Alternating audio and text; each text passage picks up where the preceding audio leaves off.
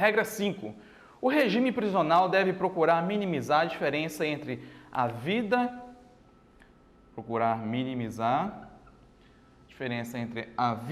durante a detenção e aquela em liberdade, que tende a reduzir a responsabilidade dos reclusos ou o respeito à sua dignidade como seres humanos.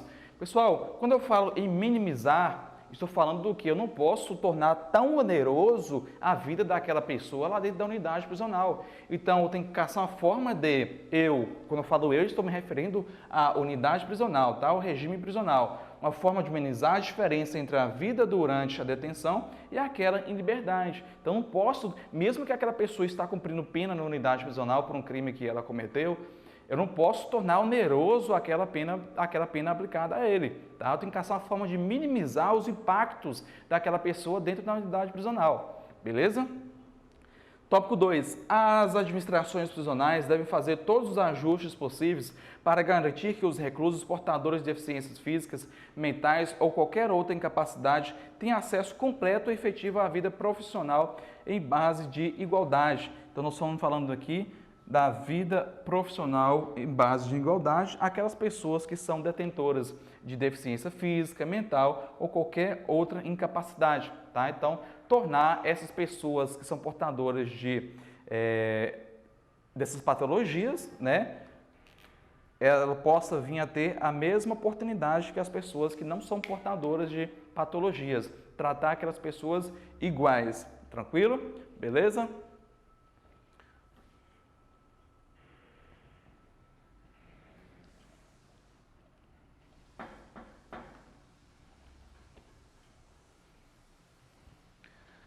Regra 6. Em todos os locais em que haja pessoas detidas, deve existir um sistema uniformizado de registro dos reclusos. Um sistema uniformizado de registro dos reclusos. Esse sistema pode ser um banco de dados ou um livro de registros com páginas numeradas e assinadas. Deve existir procedimentos que garantam um sistema seguro de auditoria e que impeçam o acesso não autorizado ou a modificação de qualquer informação contida no sistema. Pessoal, um sistema uniformizado do registro de reclusos, estou falando do que? Uniformização é acesso amplo a todo o estado. Se um preso estiver no estado, na cidade X, eu tenho acesso ali que ele está na cidade X. Se eu estiver na cidade Y e buscar aquele preso, o nome dele, vou achar ele lá na cidade X. Então, por isso que fala ali sobre a uniformização do registro dos reclusos. Beleza? Regra número 7. Nenhuma pessoa deve ser admitida no estabelecimento prisional sem uma ordem de detenção válida. Sem uma ordem de detenção válida. Pessoal, o que é uma ordem de detenção válida? Uma ordem de detenção válida é um mandado de prisão, correto? É uma ratificação de auto de prisão em flagrante de delito por parte do delegado de polícia. Isso é uma ordem de detenção válida. Ou uma ratificação do flagrante por delegado de polícia, ou um mandado de prisão expedido pelo juiz, expedido pelo magistrado, expedido pelo ministro. Bacana? Então, nenhuma pessoa deve ser admitida no estabelecimento prisional sem uma ordem de detenção válida. Essas são as duas ordens de detenção válida que nós temos no ordenamento jurídico.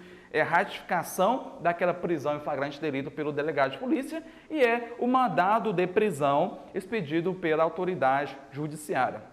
Beleza? Pessoal, só a questão aí, o bizu para vocês, nós estamos falando de mandado com D de dado, tá? Mandado com D de dado, com D de Deus, é da justiça, beleza? É um mandado expedido pela justiça. O mandato com T de tatu é o mandato de um vereador, o mandato de um prefeito, o mandato de um presidente, tá? Mandato é eleição e o mandado é da justiça. Tranquilo? Beleza? Só para vocês não confundirem aí. As seguintes informações devem ser adicionadas ao sistema de registro do recluso logo após a sua admissão.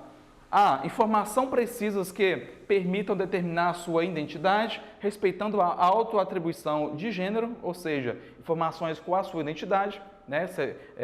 RG, CPF, nome completo, nascimento e daí por seguintes. B. Os motivos da detenção. os motivos da detenção e a autoridade competente que a ordenou, além da data, horário e local da prisão. Pessoal, motivos da detenção. Por que aquela pessoa está sendo detida? Se é por um flagrante delito? Se sim, por qual artigo referente ao flagrante delito? Na ratificação que é feita pelo delegado de polícia, ele ratifica a prisão, que é feita pelos policiais, e lá ele vai falar por que está prendendo aquele cara, por que está ratificando aquela prisão em flagrante delito.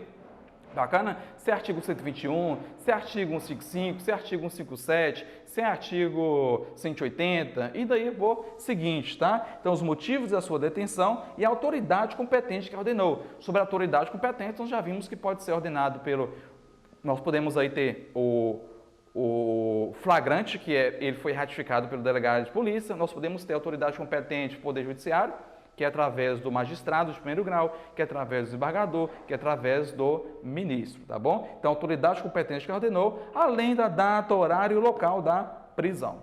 Bacana? Beleza?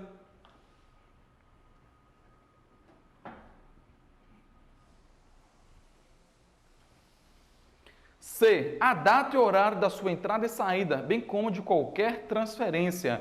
Tem que ter ali a data que aquela pessoa entrou, a data de sua saída, se aquela pessoa foi transferida para outra unidade, tudo isso deve constar. D. Qualquer ferimentos visíveis e reclamações acerca de maus tratos sofridos, deve também constar. O inventário dos seus bens pessoais. Quando eu falo em inventário, eu estou falando em relação dos bens que entrou junto com aquele detento na unidade prisional. Tá? Às vezes, quando da prisão dele, ele foi diretamente para a unidade prisional, para o presídio local, ou penitenciária, foi ali com o celular, foi com o relógio. Então, esses bens têm que ser feito um inventário, que é a relação ali por escrito de cada objeto. F. Os nomes dos seus familiares e, quando aplicável, dos seus filhos, incluindo a idade, o local de sua residência e sua custódia ou tutela. Também, contato de emergência, informações acerca do parente mais próximo, também tem que ser fornecido para caso haja a necessidade de entrar em contato com algum parente ali durante o cumprimento da pena. Regra 8. As seguintes informações devem ser adicionadas ao sistema de registro do recluso durante a sua detenção, quando aplicáveis. A. Informações relativas ao processo judicial, incluindo data de audiências e representação legal, o número do processo judicial no qual ele foi preso, né? A ordem de prisão ali, o mandado de prisão, o número do processo judicial tem que constar. B. Avaliações iniciais e relatórios de classificação. C. Informações relativas ao comportamento e à disciplina. D. Pedidos e reclamações, inclusive alegações de tortura, sanções ou outros tratamentos cruéis, desumanos ou degradantes, a menos que sejam de natureza confidencial, também deve constar. Informações sobre a imposição de sanções disciplinares. Se a administração prisional vem impor uma sanção disciplinar, deverá constar lá nos registros. F. Informação sobre as circunstâncias e causas de qualquer ferimento ou de morte e, em caso de falecimento, o destino do corpo. Então, o finalzinho aqui, grifa, negrita, sublinha, tá? Uma palavra-chave para a prova de vocês, que o destino do corpo deverá também constar no registro, no caderno de registro daquele preso, tá? Lá no finalzinho ali, uma palavra-chave que eu acho que é importante para a prova de vocês, tá?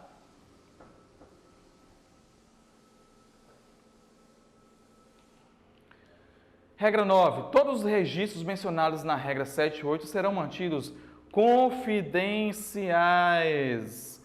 Confidenciais. E só serão acessíveis ao que, por razão profissional, solicite seu acesso. Olha para você ver, todos os registros mencionados na regra 7 e na regra 8 serão mantidos confidenciais, beleza? Só serão acessíveis aos que, por razão da profissão, solicitem o seu acesso, beleza? Uma questão importante aqui que eu preciso que vocês negritem e sublinhem aí.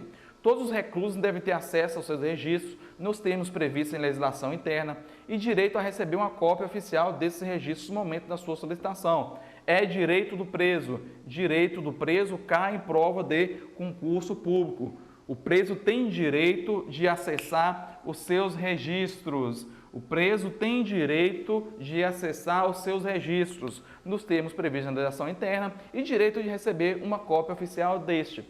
Quando eu falo direito de acessar os seus registros, automaticamente a prova pode pedir, a banca pode pedir a vocês que tem direito de acessar os seus registros, contudo, todavia, não tem direito de receber uma cópia oficial. É direito do preso receber uma cópia oficial. Você tem que pensar como a banca, vocês têm que imaginar o que a banca pode pedir para vocês.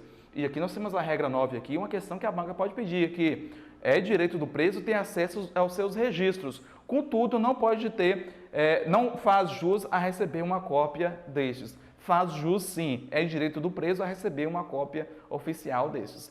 Tranquilo, beleza, eu já estou falando para vocês as questões que vão cair na prova do concurso de vocês, para vocês já ficarem ligados aí. O sistema de registro dos reclusos deve também ser utilizado para gerar dados confiáveis sobre tendências e características da população prisional, incluindo taxas de ocupação, a fim de criar uma base para a tomada de decisões fundamentadas em provas.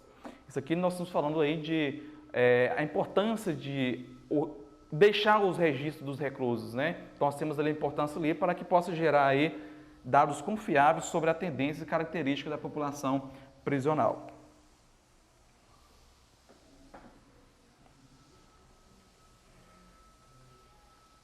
Regra 11. As diferentes categorias de recluso devem ser mantidas em estabelecimentos prisionais separados. Estabelecimentos prisionais separados. Ou em diferentes zonas de um mesmo estabelecimento prisional, tendo em condição respectiva o quê? Sexo, idade, antecedentes criminais, razões da detenção e medidas necessárias a aplicar assim. Pessoal, nós estamos falando aqui das diferentes categorias de recluso. O que é diferente categoria de recluso? Nós estamos falando da categoria homem, nós estamos falando da categoria mulher, nós estamos falando do menor de idade para o maior de idade. Isso é diferentes categorias de reclusos. Bacana? Então, vejamos. Homens e mulheres devem ficar detidos em estabelecimentos separados. Obviamente que o homem não pode ficar no mesmo estabelecimento que a mulher. Nos estabelecimentos que recebem homens e mulheres, todos os locais destinados às mulheres devem ser completamente separados. Aqui nós estamos falando dos pavilhões. Os pavilhões devem ser totalmente separados um do outro. B. Presos preventivos devem ser mantidos separados dos condenados. O que é um preso preventivo, pessoal? Sempre gera essa dúvida aí para os concurseiros, aqueles concurseiros que ainda não têm o domínio ali da letra da lei. O preso preventivo é aquele preso onde não teve ainda a sentença penal condenatória transitada em julgado. O que é transitada em julgado? É quando não cabe mais recurso para a instância superior. Então, aquele preso que está ali de forma provisória, que é chamado de preso preventivo, deve ser mantido separado dos presos condenados. Bacana? Então, preso preventivo, que ainda não teve uma sentença definitiva contra ele de um lado, e o preso condenado, que já teve uma sentença definitiva para ele, transitada em julgado, para o outro lado. Beleza? Tranquilo?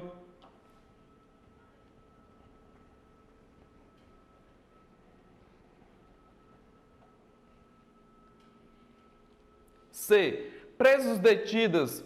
Pessoas detidas por dívida e outros reclusos do foro civil devem ser mantidos separados dos reclusos do foro criminal. Pessoal, quais são as pessoas detidas por dívida ou outros reclusos do foro civil? Nós estamos falando aqui das pessoas que são presas em razão do inadimplemento de obrigação alimentar, né? O inadimplemento aí, nós estamos falando da pensão alimentícia. As pessoas que são presas no foro civil em razão da pensão alimentícia, obviamente deve ficar separado daquelas pessoas do foro criminal. Bacana? Nós sabemos que a Constituição ela vem trazer aí duas circunstâncias de prisão civil. Quais são essas? Inadimplemento da obrigação alimentar, que é a pensão alimentícia, a pessoa que deve pensão alimentícia, mas não paga, e o depositário infiel, que era depositário fiel e passou a ser depositário infiel. Bacana? São as pessoas aí do foro civil, que pode ter prisão decretada em razão dessa circunstância. Os jovens reclusos devem ser mantidos separados dos adultos. Como eu falei, dos menores da idade, devem ser mantidos separados dos maiores da idade. Tranquilo, bacana, bem mastigado. Espero que vocês estejam entendendo essa aula. Muito obrigado pela atenção de vocês. Até a nossa próxima aula.